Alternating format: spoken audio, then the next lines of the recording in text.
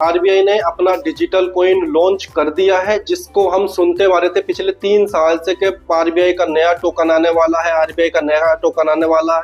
तो क्या टोकन है, वो कैसे इस्तेमाल करना है और कब इस्तेमाल करना है, क्या उसके एडवांटेज है, क्या उसके डिसएडवांटेज है, तो आज मैं आपको इस वीडियो के अंदर बताने वाला हूं।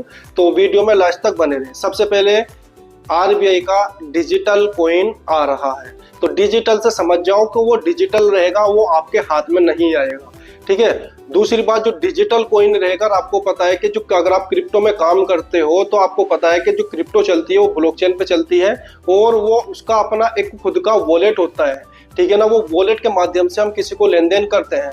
लेकिन ये जो डिजिटल कॉइन होने वाला है, जो डिजिटल कॉइन है वो है ई रूपी, यानी कि ई रूपी नाम से डिजिटल कॉइन रहेगा। उसको हम कैसे यूज करेंगे, तो उसके लिए क्या करना होगा, जो आरबीआई है, आरबीआई ने 15 बैंकों के साथ टाई अप किया है, ठीक है जी। आरबीआई ने 15 बैंकों के साथ टाई अप किया है और जो 15 बैंक है वो सबसे जो पहले है वो है एसबीआई, उसके बाद में ICIC, HDFC, PNB, Axis bank, Yes bank, Indus bank, Karnataka bank, ठीक है जी। और तुम्हारा 15 बैंक है कुल मिला के, आपको नीचे दिखाई दे रहे होंगे 15 के 15 बैंकों के मैंने नाम यहाँ पर नोट कर दिए हैं।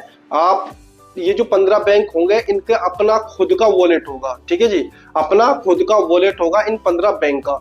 और ये जो बैंक, अगर आपके पास बैंक अकाउंट नहीं है तब भी आप इस कॉइन को यूज कर सकते हैं। अगर आपके पास बैंक अकाउंट भी नहीं है तब भी इस कॉइन को यूज कर सकते हैं। दूसरी बात, इसके अंदर कोई मिनिमम फंड की रिक्वायरमेंट नहीं है, यानी कि मिनिमम बैलेंस की कोई रिक्वायरमेंट नहीं है और ना ही इसके अंदर ट्रांजैक्शन चार्ज लगने वाला है।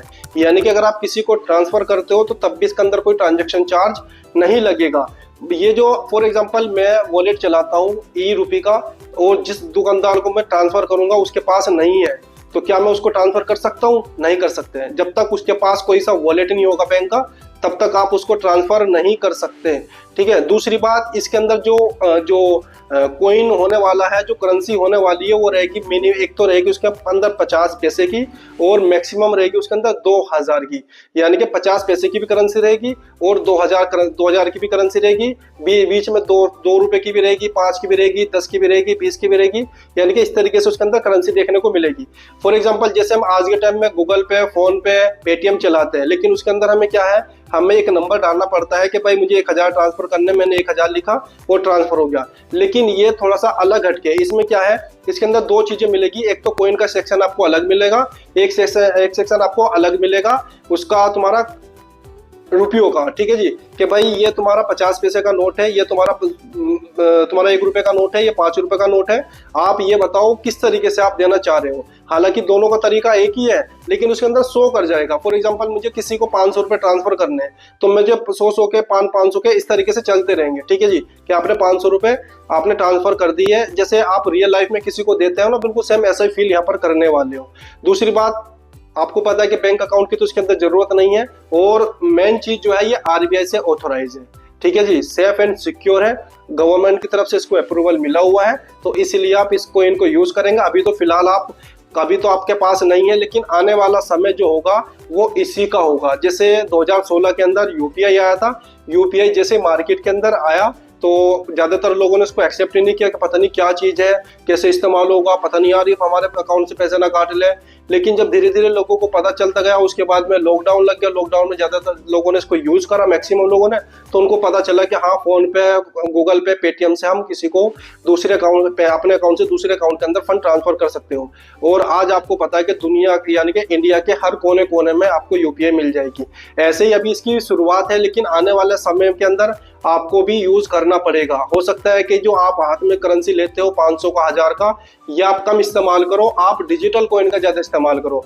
डिजिटल कॉइन इसीलिए लेकर आई है सरकार क्योंकि इससे फ्रॉड गिरती का या जो ब्लैक मनी वगैरह, इससे जो सारी चीजें गवर्नमेंट को पता चल जाएगा इस चीज से, यानी कि फ्रॉड वगैरह से बच जाएंगे।